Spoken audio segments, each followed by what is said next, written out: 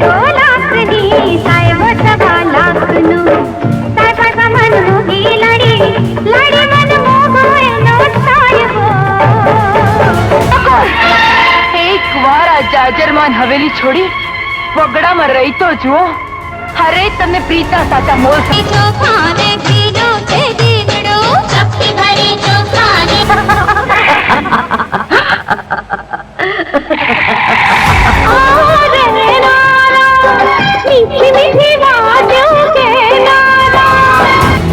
છોકરીને પોતાના બાપ પાસે લઈ ગયો.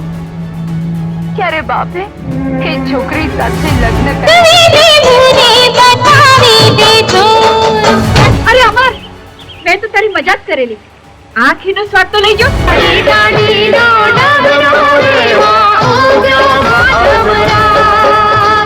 એક એવી અભિનેત્રી જે માત્ર 16 વર્ષની ઉંમરે ગુજરાતી ફિલ્મોમાં આવી. પહેલી જ ફિલ્મથી લોકપ્રિય બની નરેશ કનોડિયા અને રંજીત રાજ જેવા જાણીતા કલાકારો સાથે કામ કર્યું અને પોતાના અભિનય માટે એવોર્ડ પણ જીત્યા. પરંતુ જ્યારે સ્નેહાની કારકિર્દી પોતાના શિખર પર હતી ત્યારે માત્ર 20 વર્ષની ઉંમરે તેમની ફિલ્મી દુનિયાથી અંતર બનાવી લીધું. આખરે એવું શું થયું? શું આ નિર્ણય પાછળ માત્ર લગ્ન હતા કે પછી સ્નેહાના જીવનમાં કોઈ એવો અંગત વળાંક આવ્યો હતો જેના કારણે તેમને ગ્લેમરની દુનિયા છોડીને પરિવારને પસંદ કર્યો? આજે જાણીશું સ્નેહાની જિંદગીના એ અધ્યાયની વાત.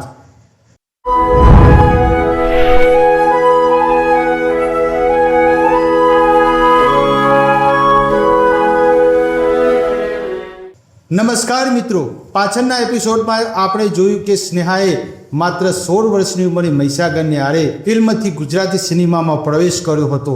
ગુજરાતી ભાષા આવડતી નહોતી. ફિલ્મના સેટ પર ભાષા શીખવી પડી અને શરૂઆતમાં તેમની ઊંચાઈને લઈને પણ પ્રશ્નો ઊભા થયા. પરંતુ સ્નેહાએ દરેક મુશ્કેલીને પાછળ છોડી દીધી. પહેલી જ ફિલ્મ સફળ રહી અને ત્યારબાદ તેમને એક પછી એક ગુજરાતી ફિલ્મોની ઓફર મળવા લાગી. લાડી તો લાખની, સાહેબો સવા લાખનો, નર્મદાને કાંઠે, ટહુકે સાજન સાંભળે, સાજનને સથવારે, મહેંદી, રંગ લાગ્યો અને અન્ય ફિલ્મોમાં તેમને પોતાની ઓળખ બનાવી. તેમની સુંદરતા સાથે તેમના અભિનયની પણ ચર્ચા થવા લાગી. ખાસ કરીને અલગ પ્રકારના પાત્રો ભજવવાની તેમની ક્ષમતા દર્શકોને ગમી. સ્નેહાની કારકિર્દીમાં એક મહત્વપૂર્ણ વાત હતી તેમના અભિનય માટે મળેલું સન્માન. સાજનને સથવારે અને ટહુકે સાજન સાંભળે જેવી ફિલ્મો માટે તેમને શ્રેષ્ઠ અભિનેત્રી તરીકે એવોર્ડ મળ્યાનો ઉલ્લેખ મળે છે. આ તેમના માટે મોટી સિદ્ધિ હતી, કારણ કે એક એવી યુવતી જે થોડા વર્ષો પહેલા ગુજરાતી ભાષા પણ જાણતી નહોતી તે જ હવે ગુજરાતી સિનેમામાં પોતાના અભિનય માટે પુરસ્કાર મેળવી રહી હતી. એક વખત એવોર્ડ લેવા માટે તેઓ અમદાવાદ આવ્યા હતા, પરંતુ એ સમય સ્નેહાના જીવનમાં માત્ર ફિલ્મી સફળતાનો ન હતા, તેમના અંગત જીવનમાં પણ એક મોટો બદલાવ આવી રહ્યો હતો અને એ બદલાવ હતો માતૃત્વનો. સ્નેહા જ્યારે એવોર્ડ લેવા અમદાવાદ આવ્યા હતા ત્યારે તેઓ ગર્ભવતી હોવાનો ઉલ્લેખ મળે છે. એક તરફ હાથમાં ફિલ્મી કારકિર્દીની સિદ્ધિઓ હતી અને બીજી તરફ જીવનમાં એક નવી જવાબદારી આવવાની હતી. આ સમય સ્નેહા માટે ખૂબ જ ખાસ રહ્યો હશે, કારણ કે ફિલ્મી દુનિયામાં તેમનું સ્થાન મજબૂત બની રહ્યું હતું, જ્યારે અંગત જીવન તેમને એક અલગ દિશામાં લઈ જઈ રહ્યું હતું અને થોડા સમય બાદ તેમને લગ્ન કરવાનો નિર્ણય લીધો.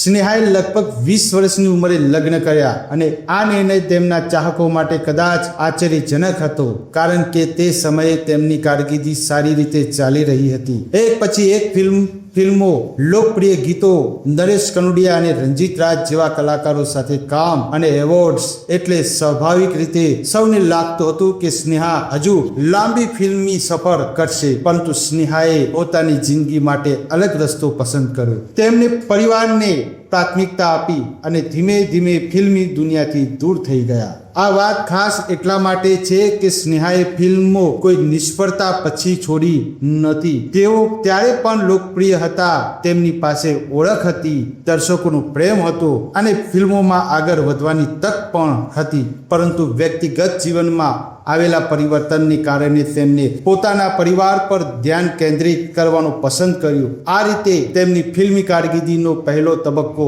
અચાનક અટકી ગયો. પરંતુ સ્નેહાની વાર્તા અહીં પૂરી થઈ નહોતી. લગ્ન પછી લાંબો સમય ફિલ્મોથી દૂર રહ્યા બાદ સ્નેહાએ ફરી ગુજરાતી ફિલ્મોમાં આવવાનો પ્રયાસ કર્યો. તેમના કમબેક સાથે જોડાયેલી ફિલ્મોમાં જય કુબેર ભંડારીનો ઉલ્લેખ મળે છે. ખાસ કરીને જય કુબેર ભંડારીમાં તેમને ફરી નરેશ કનોડિયા સાથે કામ કર્યું. વર્ષો બાદ એક જોડી ફરી પડદા પર આવી રહી હતી, પરંતુ આ વખતે પરિસ્થિતિ સંપૂર્ણપણે અલગ હતી. એક સમયની યુવા હિરોઈન હવે જીવનના બીજા તબક્કામાં પ્રવેશી ચૂકી હતી અને ફિલ્મી દુનિયા પણ બદલાઈ ચૂકી હતી. સ્નેહાના અંગત જીવન વિશે જાહેરમાં ઉપલબ્ધ માહિતી અનુસાર તેમને સંતાનો છે.